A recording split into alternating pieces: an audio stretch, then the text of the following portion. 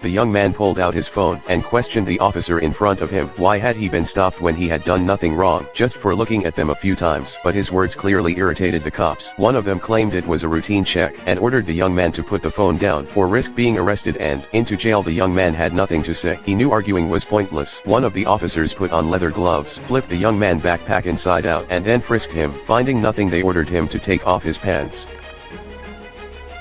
But it did not stop there. They even checked his underwear. Help! The bystanders were visibly uncomfortable with the invasive search, but the officer was not finished. Before leaving, he kicked the young man backpack aside. Just as they were about to drive off, a cup of milk tea suddenly splattered across their windshield. The young man and a few friends were responsible. Officer Mike could not tolerate the provocation and jumped out of the car to give chase. With help from his partner, he soon tackled the young man to the ground, but the whole scene was caught on video by onlookers. On their way back to the station, a rock suddenly smashed against their vehicle. The officers immediately realized they were under attack and threw the car into reverse to escape, but people were waiting for them in the rear as well.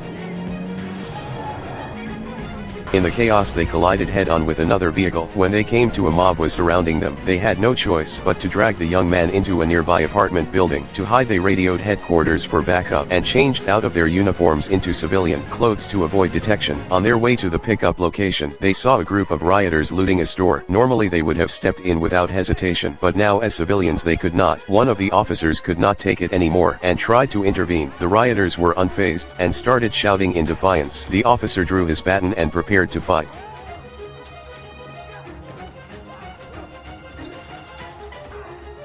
As his partner was being overwhelmed by three attackers, Mike grabbed a bicycle nearby and slammed it into one of them, landed a heavy punch on another, knocking him out. After dispatching the group, they made it to the rendezvous point. The undercover officer flashed his headlights, signaling for them to come over, but in the next second everything changed. Even though the officer was in disguise, the mob recognized him. This was Denmark Fledge district, heavily populated by Middle Eastern immigrants, tough, tight-knit, and with zero tolerance for police misconduct. Mike and the others tried to act casual and walk away, but someone on the bridge above was filming them. As they quickened their pace to escape, a gang of bikers silently began to follow.